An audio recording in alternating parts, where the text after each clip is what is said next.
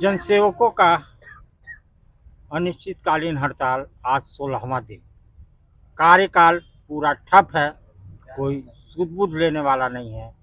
दो शब्द, क्या हो रहा है, यह कब तक चलेगा? कब तक चलेगा ये तो हमारे हाथों में नहीं है। यह झारखंड की सरकार के हाथों में है कि हमारा हड़ताल कब तक चलेगा। हम तो मरते दम तक बैठने के लिए आए हुए हैं। सरकार यदि मांग हमारी नहीं मानती है तो हम तो मरते दम तक बैठेंगे। और जनसेवक एक ऐसा संवर्ग है जिसने कभी हार माना सीखा नहीं है। जिस दिन से हमारी नियुक्ति हुई है, हम अपने कर्म क्षेत्र में गए हैं, चाहे वो समस्या कितनी भी बड़ी हो। विभागीय समस्या की मैं बात कर रहा हूँ, विभागीय काम की बात कर रहा हूँ। कितनी भी बड़ी समस्या हो, कितने भी भारी भरकम काम हो, जनसेवक संवर्ग ने कभी हार मानना सीखा नहीं है। और जनसेवक संवर्ग के मेहनत के बदौलत, कर्मठता के बदौलत, निपुणता के बदौलत सरकार जो अपना पीठ थपथपा रही है, ये सब हमारे साथियों का ही देन है कि आज झारखंड में जो भी विकास कार्य हो रहा है या हुआ है, ये हमारे ही बदौलत हुआ है।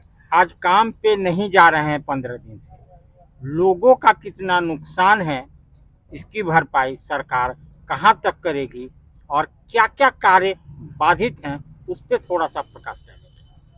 जैसा कि आपको मालूम है कि हम लोग विगत 16 दिन से, आज 16वां दिन है हमारा यहाँ हड़ताल पर बैठे हुए हैं। ये दायित्व मैं आप जैसे जिम्मेदार मीडिया समूह को देना चाहूँगा कि आप प्रखंडों में जाएं और जिला के अन्य कार्यालयों में जाएं और वहाँ जाकर के पता लगाएं कि किस तरह से कार्य ठप पड़ा हुआ है, किस तरह से आवेदकों का तांता लगा हुआ है। चाहे वह कार्य विधवा पेंशन, वृद्धा पेंशन का हो, प्रधानमंत्री आवास योजना में मैंडेज क्रिएशन का हो, आम बागवानी हो, मनरेगा के तहत जितने भी कार्य होते हैं वो सारा काम हो, आपूर्ति विभाग से संबंधित काम हो, कल्याण विभाग से संबंधित काम हो, कृषि से संबंधित केसीसी ऋण या बीज वितरण की जितनी भी सरकार की आने वाली खरीद वाली हैं, उन सभी का काम ठप पड़ा हुआ है। लेकिन बड़े अफसोस के साथ कहना पड़ता है कि सरकार का अभी तक इस पर कोई संज्ञान नहीं लिया गया सरकार के द्वारा। और हमें अब यह लगने लगा है कि शायद सरकार को लोक कल्याण या जन कल्याण से बहुत ज्यादा लेना देना नहीं होता है। सरकार का लेना देना इससे होता है कि जो संवर्ग हड़ताल पर है या आंदोलनरत है, उसके पास वोट बैंक कितना है। तो यदि सरकार यह भी देखना चाहती है तो उसके लिए तो सरकार को खैर इंतजार करना पड़ेगा।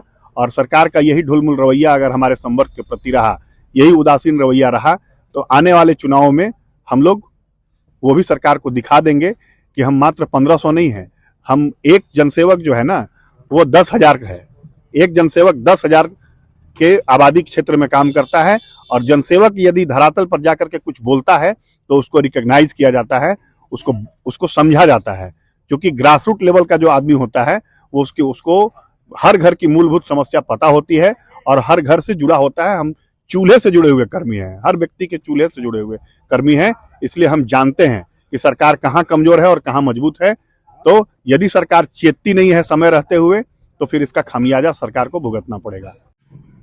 हम बात करेंगे इस धरने की अगली रणनीति की।